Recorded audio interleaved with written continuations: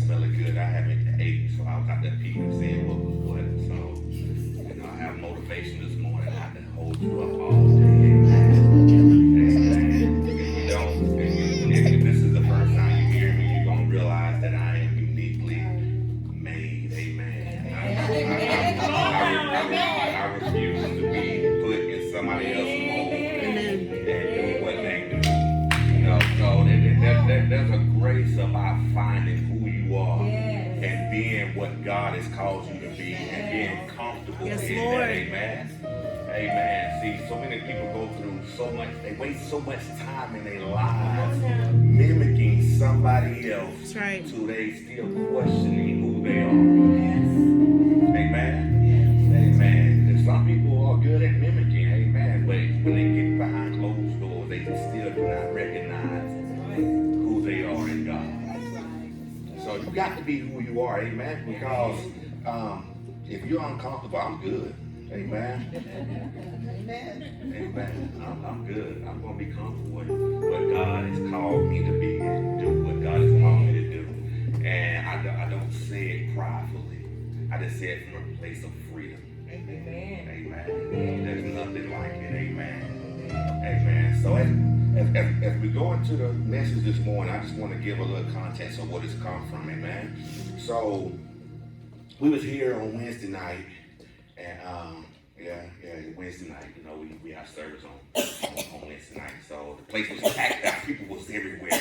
We was having praise and testimony service, and somebody pushed their way from the back, trying to fight through the crowd to get up here to give their testimony. And they said something that struck me, and it took me back to a familiar place that I haven't been at or read in a while. And they was talking about the prodigal son and how they were away out there doing, they was here, had everything they needed, but went away to go do their own thing and was out there doing what they wanted to do, how they wanted to do it, when they felt like doing it, but then they had a moment happen to them that caused them to want to come back to the house of the Lord. Mm-hmm.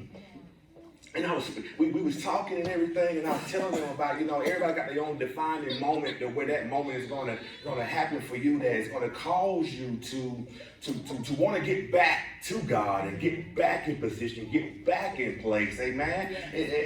Some people defining moments come, I'm sorry to say this, but in tragic situations and when something painful happened. And my defining moment came, and I laugh about it because God has given me a great sense of humor, is when a car rolled on me.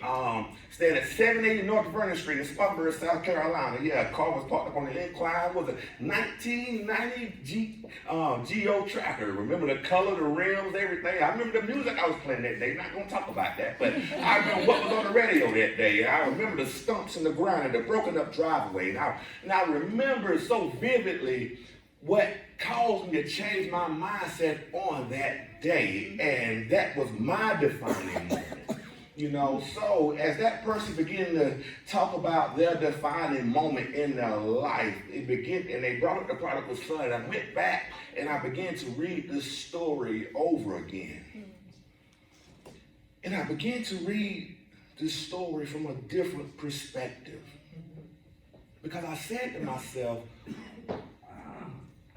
what if the father treated the prodigal son like we treat people when they come back? What if the father would have treated the prodigal son how we as saints treat people who don't measure up to how we think they should be? That we feel like they didn't pay, that they wasn't sorry enough, or they didn't suffer enough, or they didn't go through it, or they didn't lose enough. How would that story been different? See, isn't it wonderful that God does not do us like we do each other? Yes. That you can come back. Yes. He's all right with you coming back. But see, us, we in our fleshly selves, we put prerequisites on how people need to come back. And how what they should say when they come back. And people come back with a false sense of humility, trying to fit how you think they ought to be. And they don't have that true defining moment. That's why people are in and out, in and out, in and out. Because they haven't had that true defining moment. They come in, they say what you want to hear, and you forgive them. Then they go back out till you start to get jaded. But see, this is the problem. When you begin to not truly forgive like you should forgive, it doesn't matter what somebody do to you. Forgiveness is just that. I forgive you. So let's get into the story. So I want to talk about, let's go to Luke 15, and we're going to start at verse 20. See, when you come back into the house of the Lord, when you've been out there and people have been out there and they out there living their lives and doing what they want to do, and you look at them on Facebook shaking your head like, I can't believe they out there cussing one minute and talking about Jesus the next minute, and we put on our judging hat and we say what they shouldn't be doing and what they should be doing and how they should be saying, and I can't believe that person is doing that. And then when they come back in, I can't believe that the pastor is treating them like ain't nothing happened, because you want some physical manifestation of punishment that suits your idea of how everybody should be, because you have not gotten over yourself. Because the first thing you say, if that was me, they'd treated me like this. Why do you even put yourself in that situation? Because God has blessed you enough to have a strong enough will that it's not you. But see, too many times we take our own desires and place them on somebody else. So verse 20 said, Luke 15 verse 20 said, and he arose and he came to his father, but when he was yet a great way off, his father saw him and had compassion and ran and fell on his neck and he kissed him. And that struck me, because I was like, here go the prodigal son. Here's the love. Here go the prodigal son coming back. He don't spend all that he had. He don't live his life. He don't blow all his money. He don't run around with the women. Now he's at the lowest point of his life, where he's in the pen with the pigs and he's feeding them. So he had to stink. Clothes had to be messed up. Shoes wore off. And the first thing his father did was kiss them, welcoming him back into the house, instead of saying, look at you. Didn't I tell you this was going to happen to you? Look at you. Didn't I tell you that you were going to bust your head? Didn't I tell you that you were going to lose all you got? See, didn't I tell you that this was not the route for you to go? But do you understand that you telling somebody that does not define their defining moment?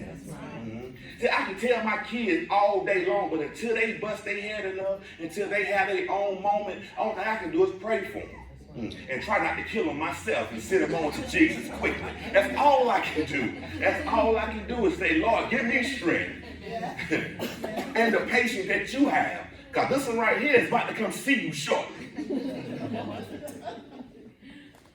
But he seen him afar off, and even though he was gone, and even though he lived the way he lived and blowing everything that he had, the father still recognized him from afar off. See, no matter what somebody go through, you always got to realize that that's a son and a daughter of God. That's right. See, you cannot look at it through your natural eyes, because your natural eyes will fail you every time. Your natural eyes will cause you to see. That's why magicians are so good at what they do. They ain't got no power. Come on.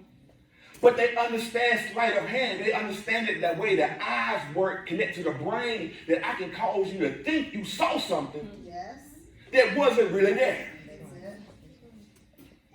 That's why you can't rely on your natural sight concerning spiritual matters. Because the enemy will cause you to see something that wasn't real. And the enemy will make you give up on people before you should have gave up. Yes. Yes. But he seen him from afar off, and he ran off and he kissed his neck. Son, I'm so glad you're home. Son, I'm glad you made it in.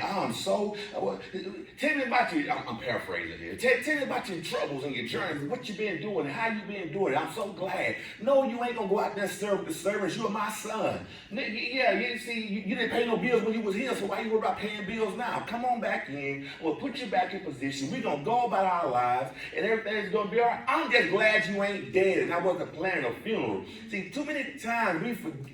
That's why I say God has blessed me with the ability to see the goodness in everything that he does. See the joy of the returning one. The joy that you should have when somebody who was lost come back into the house. See, we just want to have joy when somebody gives their life to the Lord. Oh, that's that first time love there. You know, your first time. Oh, I'm so happy. 2 souls were saved. But then that one will come back and say, will you please take me back? And we say, here we go again. What happened? What happened to the compassion? What happened to the love? Do we love like we say we love? But there was praise going through. There was praise from the Father.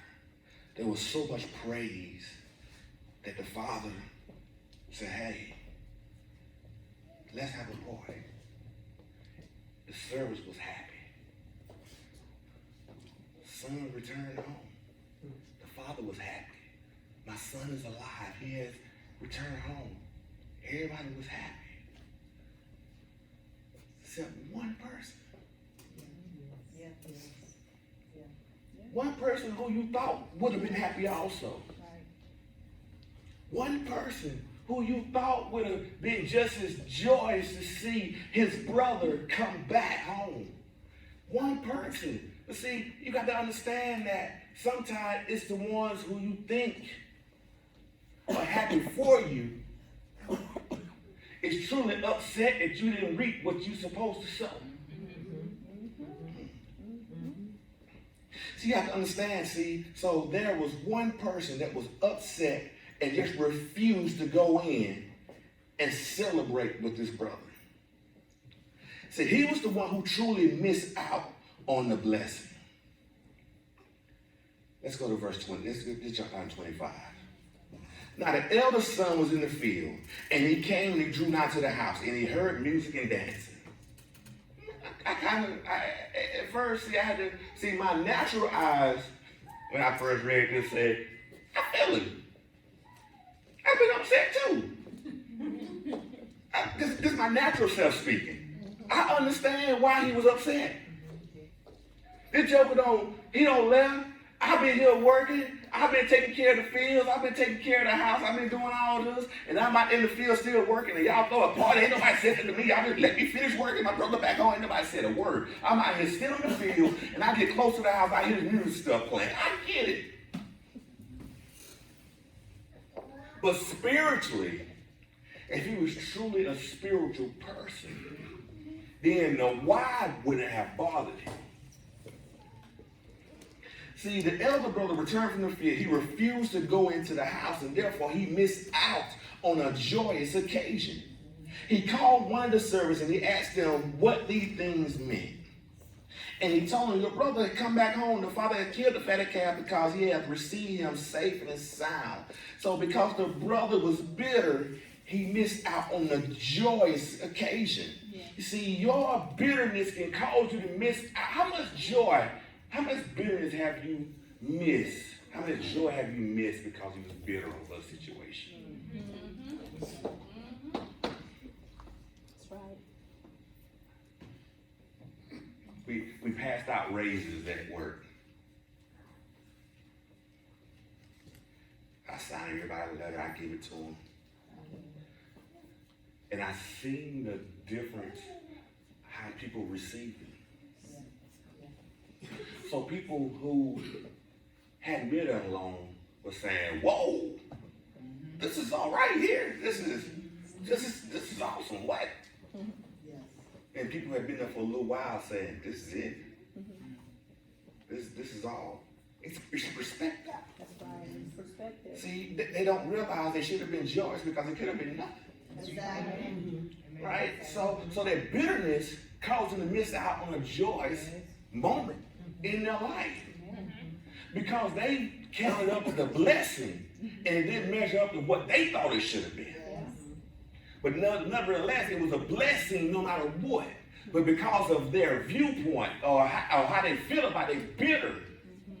it caused them to miss out on why they should have been happy. So how much joy have your bitterness caused you to lose?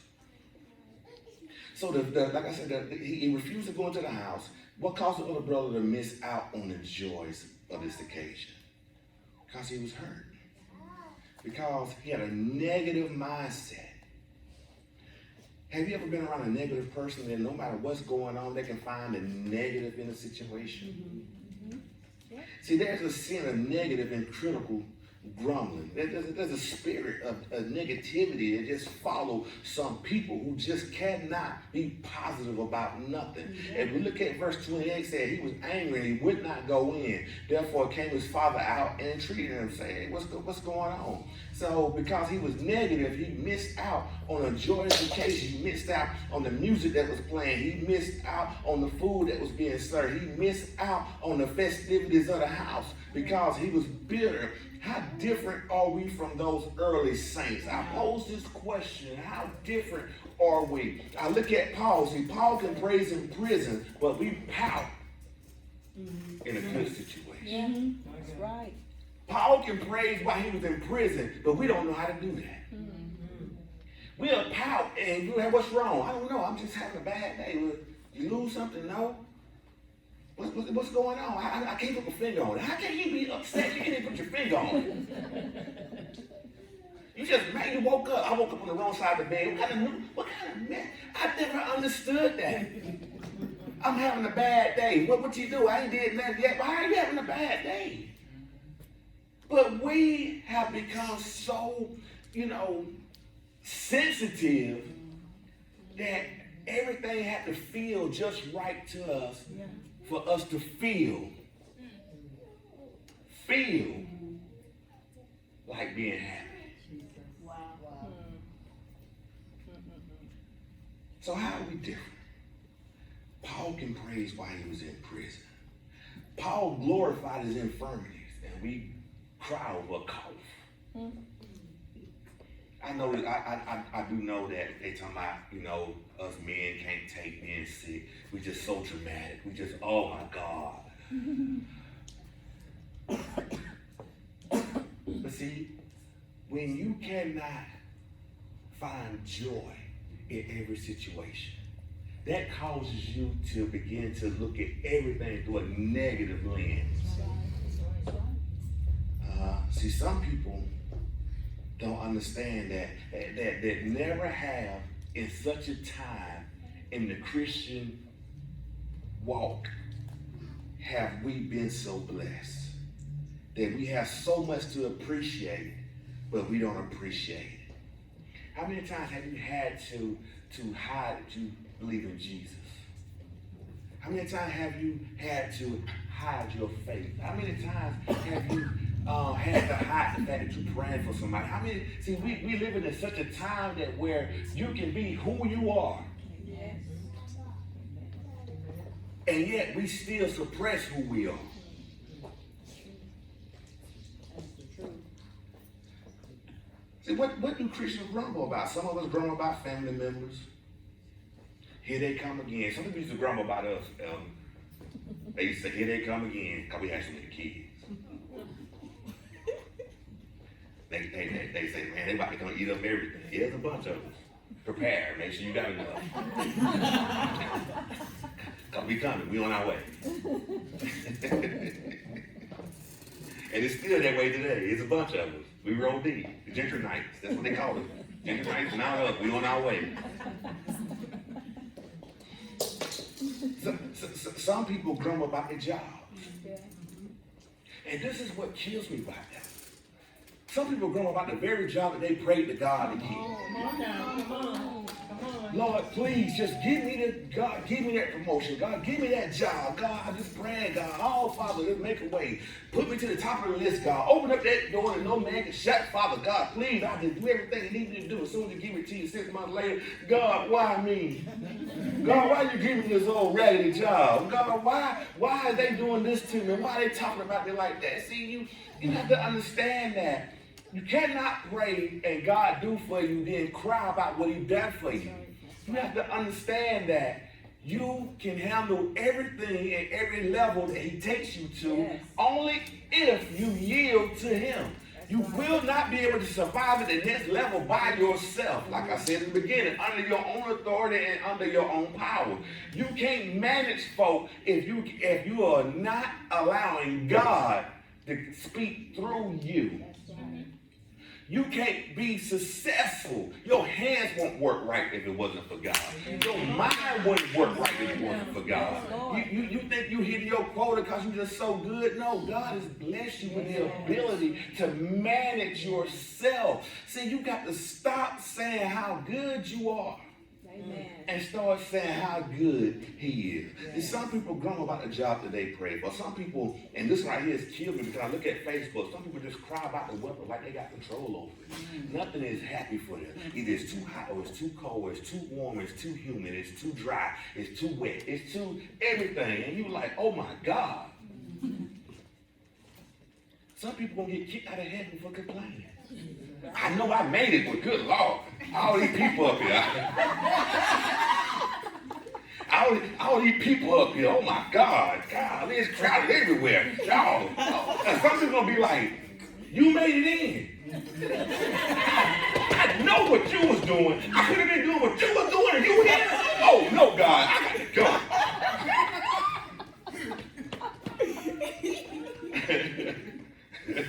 You mean to tell me I was living righteous and they was living how I thought that they was going to go to hell for?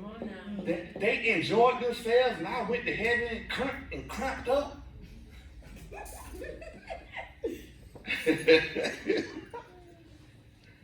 It's going to be shocking for a lot of folk when that happens. But see, you got to learn. God, I hope he ain't kicking people out of heaven for complaining.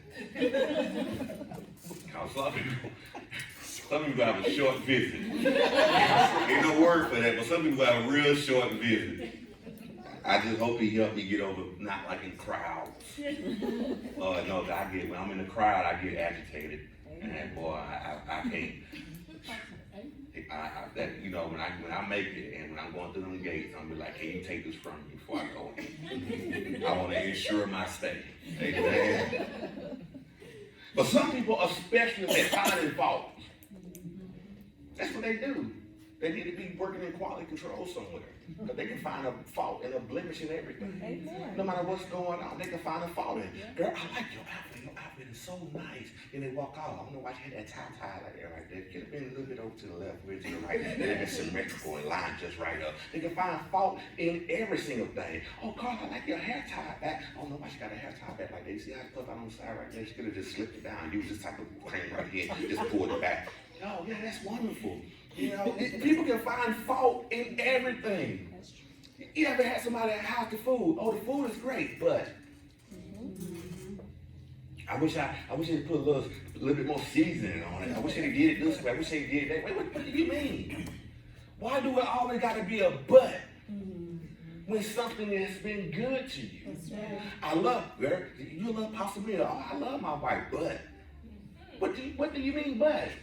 Where's the but in there? What you gonna do?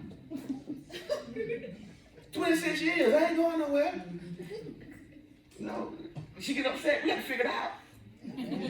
I got too much time invested. You're gonna be mad, you're gonna be mad in that bed. You get over it. You ain't going nowhere, that's it, that's life. You might as well suck it up, get it over with. Get it out your system. But people are good at finding fault. That is crazy. It's crazy. People are good at finding faults. People can come in. I find fault in when I've done some work and it's not up to where I think it should be. And I'm fine with that. But when you find fault in some work I've done and you ain't did nothing, I got a problem with that. That's just me. Like, oh boy, I see how ceiling right there, but y'all should have changed that tile right there. What did you do?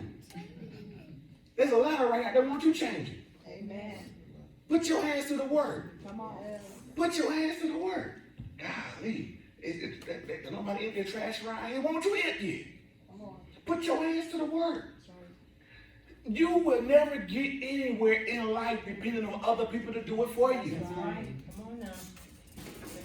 Well, I'm on a tangent now. Let me get that. Some people grumble about their churches. Some people grumble and complain about their pastors. Oh, Jesus. This one right here used to be me. I didn't really grumble about my pastors, because I did what my pastor told me to do. I just did the era I came up in. My pastor said we're going to have 3 services. I'm at 3 services. That's just. Now, I grumbled about the 3 services, because I had jobs to do at those services. I drove the bus, ran the camera, I carried briefcases, I did everything. I mean, this is all in one. I don't want to say that. I had a lot of jobs. A lot of jobs.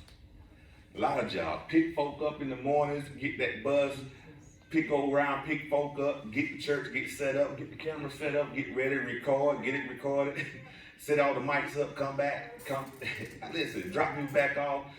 Hey, I was one of the hardest working people at the church. I didn't mind that until all the extra services. That was my problem. I didn't mind the local services, the service I got to drive far away to go to. We're going to somewhere in Boondock, North Carolina. I'm like, oh my God. You know, because I was looking at it through my natural eyes and not realizing if I was looking at it from a spiritual aspect on what God was preparing me for. See, you can be offended, upset, complaining about it, but you're just complaining for the moment. What is God trying to do for you to get you ready for what He's taking you? And you can miss your moment complaining about the situation currently at hand. See, God is prepared. See, one of the issues with the church is this. Church folk only see themselves where they are right now. God, you'll never speak through me. God, I never get up and speak in front of people. God, I would never be able to put my hands on this and be able to do that. So therefore, anytime something that's going to grow them come up, they get uncomfortable. See, you have to understand that walking this walk requires sacrifices. And you can't get in a position without sacrificing, thinking that you don't have to previously sacrifice before you get there. See, I can't expect of you to do something I haven't done. And it would be unfair for me to have expectation of you that I have not done. And it would be unfair for you to have expectation of me when you won't even do it. Come on now. Come on. Some grumble. But when you have a revived heart, you can find enough in Jesus to keep praising. When your heart has been refined, you can find enough in Jesus to praise Him about every situation, everything that's happening. When you have a revived heart, when somebody passes away, you still able to find enough joy in God to where you don't go into a deep depression about it. See, let's talk about the sins of an offended spirit. The prodigal brother was prodigal brother. His brother, he had an offended spirit. See, you got to understand. Let's go back to verse 29. See, the problem, the brother didn't have any issues as long as the prodigal son was gone. He worked all day long, did what the father told him to do, went where the father told him to go. He didn't have no issues until his brother showed up. Now all of a sudden he got a problem.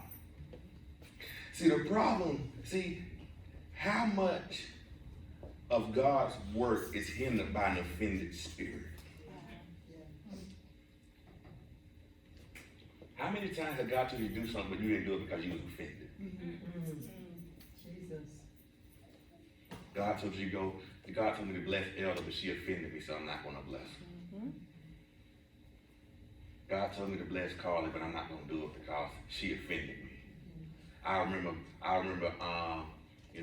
3 months and 12 days ago, what she said. So I'm not even talking to her anymore. Because I told her to bring a banana pudding to the thing and she didn't do it. She just hard-headed. She don't do nothing right. So no, God, I'm not going to bless her. But it's silly stuff like that we get offended over. Well, that's harsh. I shouldn't say that. I'm not going to say silly because it's important to you. But to God, it's got to be silly. Because we get offended over the smallest things. You didn't speak to me this morning, so therefore I'm not going to speak to you till you speak to me. So therefore now we walking around, going down the hallway to the bathroom like this right here, sliding by each other. Don't make sense to me. Because we offended over something silly. You know, you didn't, Elle, I like the color of your sweater, but I didn't tell her I like the hearts on her shirt. And she heard me tell you that I like that. Now she offended because I didn't give her a compliment. Come on now. You know, people get offended over this. Oh, you don't see my new shoes? What about her? You gonna talk about her shoes? Why you always, people get offended over the smallest, silliest stuff. And that offense caused them to leave churches. That offense caused them to break off valuable relationships. That offense caused them to quit jobs. That offense caused them to cut off people that's helping you grow spiritually. That offense caused people to go down and run somebody down in the mud. And they be like, what did they do to you? Well, they do everybody like that. What did they do? Well, they just talk about people. What did they talk about? They really can't say what they done because you offended, and everything they say offends you now. So, listen, I've been there. I'm not going to say I ain't never been there. I've been there. You know, there's a certain person in my, I'm too transparent. There's a certain person that's in my children's lives that I just told Apostle yesterday, I just don't like that person. Person ain't never done nothing to me. Ain't never said nothing out the way. It's just something about him that just, the Lord help me. It just, they're always around. I'm like, why are you here? I seen him last night. I'm like, why are you here? Golly. It was a short visit. I hadn't heard the lady. I just can't take it. And I'm asking God to help me with that. Yes. Amen. I said, I'm transparent. I don't tell you to do something I'm not working on myself. But offense can cause you to dislike a person who ain't never done nothing to you. That's right. She may remind me of somebody that I long forgot about, but I'm still offended and she paying the price for it. Right. I'm paying the price for it because I might be losing a valuable connection. Oh, that's a hard one there. I have to work on that. But offended. How much of God's work has been hindered because you're offended? So what did offense do to him? Offense made him grumble when it was time to glory. If we look at verse 28, that he was angry and he would not go in the house. So offense made him grumble and whine and complain when it was time for glory, when it was time for joy, when it was time for celebration. Offense made him upset and made him angry that he would not even go in and partake in what was going on. Offense made him exaggerate his own righteousness. Oh, let me say it again. Offense made him exaggerate his own righteousness. Look at verse 29. Offense made him say to his father, lo, these many years I served thee, neither I transgressed thee at any time and in any of thy commandments. Offense will make you exaggerate your own righteousness. Offense will make you say, but I've been here at this church since the beginning. Why are you not allowing me to do this? Why are you taking them back? Why are you letting them speak? Why are you letting them serve? Why are you letting them do anything? Because I'm offended that why I wasn't given the privilege to do that. Don't you know what they done? Don't you know what they said? Don't you know what they come out of? Don't you know how they look? Don't you know? Because I'm offended that you would even allow them in a position. So offense made him exaggerate his own righteousness. Amen. Amen. Offense made him feel sorry for himself. Let's look at still in verse 29, say, and yet He said, neither transgress I at any time thy commandments, and yet thou never gave me a kid that I might make merry with my friends. This solely reminded me of my children. My oldest daughter, love her to death. But 3, 4, 5, 6, 10 times a year, she gonna bring up what we doing for some of the other kids that we didn't do for her. I can't believe you letting them eat a steak. When I was coming up, we couldn't have nothing but hamburger and a hot dog. Well, when you was coming up, we couldn't afford but one steak, and we had to split that. Circumstances change. Things change. You know, you gotta understand. See, my oldest girl, she don't remember the struggle times. She remember what she didn't get, that the other ones are now getting. So when somebody come back somebody who don't left and come back, and I treat them with open arms. See, you just remember how they left. You don't see the change in me. You don't see the change how I've become a more forgiving person. See, you don't see that. You just remember the offenses. You just remember what they said. Some of you are afraid that they're going to tell what you said. Wow. See, offense made him feel sorry for himself. Offense made him forget all that he had. Look at verse 31. Verse 31 said, and his daddy said unto him, Son, thou art ever with me, and all that I have is yours. See, offense would cause you to forget what you already got.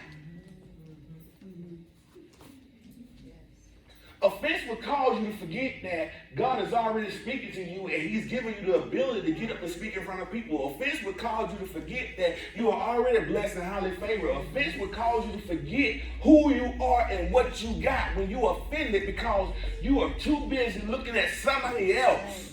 That's right. And you forget what you already got. Offense will cause you to forget your position. When you're offended, you just forget. When you're offended, you just forget everything. See, no wonder things are not as they should be. Because you got something against somebody else. You need to learn how to make it right. You got to learn how to make it right. You look at this. See, there's a sin of a compassionless heart, a heart without compassion. See, why was the prodigal brother unmoved by his return? Why was he unmoved? He didn't care about him being gone. That's why he wasn't moved by his return. He didn't care about him being gone. He probably got tired of him whining, complaining, talking about what he was going to do when he grew up, when he blew up, when he came up. Anyway, so he was glad that he was gone. So he was like, oh man, I'm so tired of the complaining and crying anyway. He's got his stuff and he's gone. So now everything is now mine. I ain't got to worry about nothing else. So that's why he was so unmoved. That's why he was unmoved by his return when he come back. He was, so if he cared, maybe he ran into the house and embraced him too. But he didn't care. See, when you are upset on somebody's return, who are you upset with? What's wrong with your love? What's wrong with your compassion? We say, God sending the lost, the sick, those who are hungry. But I ain't never heard nobody say, what about the ones who backslid? Right. What about the ones who have renounced you? What about the ones who now have this third eye view of the world and they're trying to find this higher power, higher element? What about sending those back into the house? That's good right there. And then when they do come back, what you gonna do? What you gonna say? How you gonna treat them? You gonna give them that I told you so look?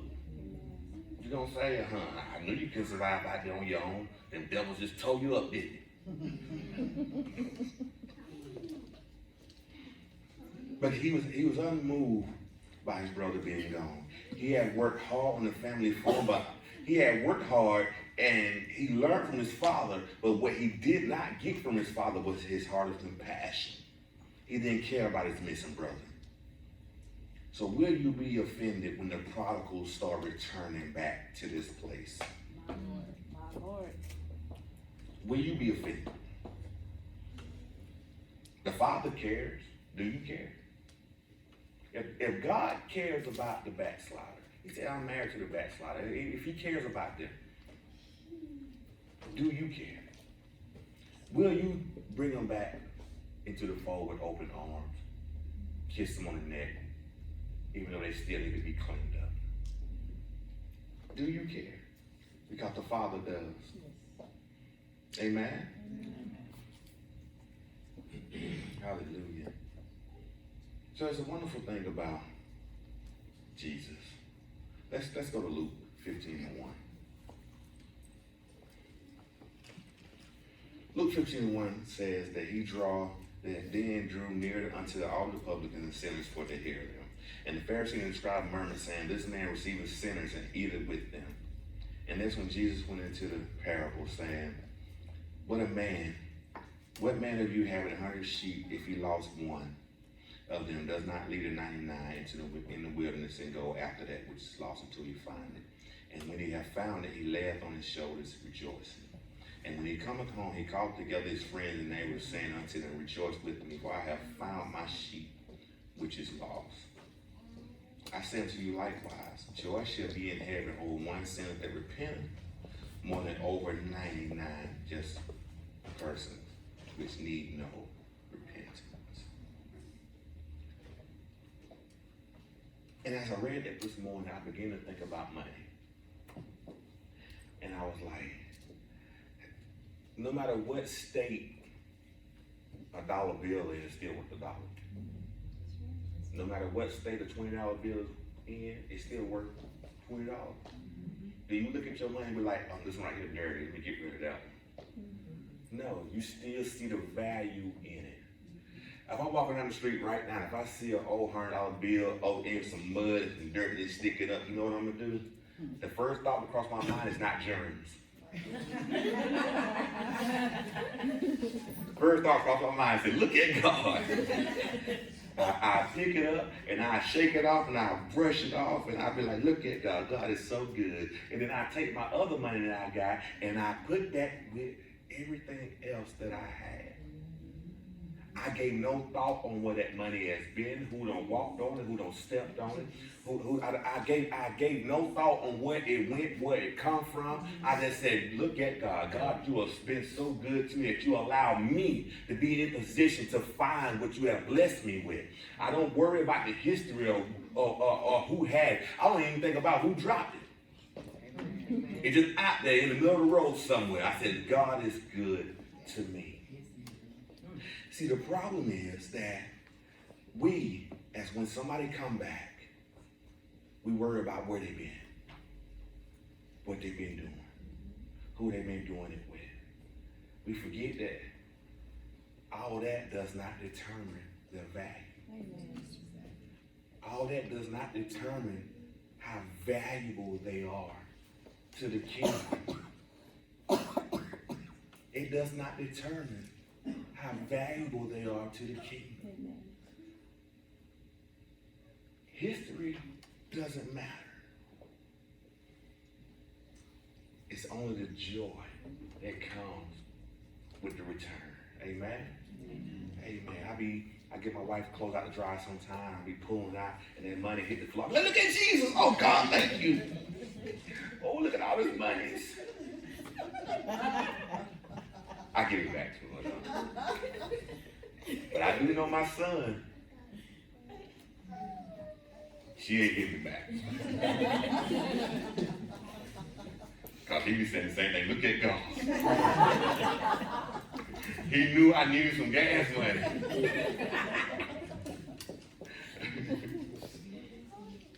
Learn to look at the value, not the history. Amen? Learn to look at the value and not the history of it. Because if you learn to do that, then you can look at what God wants to do with a person. Amen? Amen. Let us stand. We're going to have corporate prayer this morning. We're going to have everybody come up because I do want to. This is the season that I feel people are going to return home. I do feel people are going to show up. And we as a people got to be willing to allow people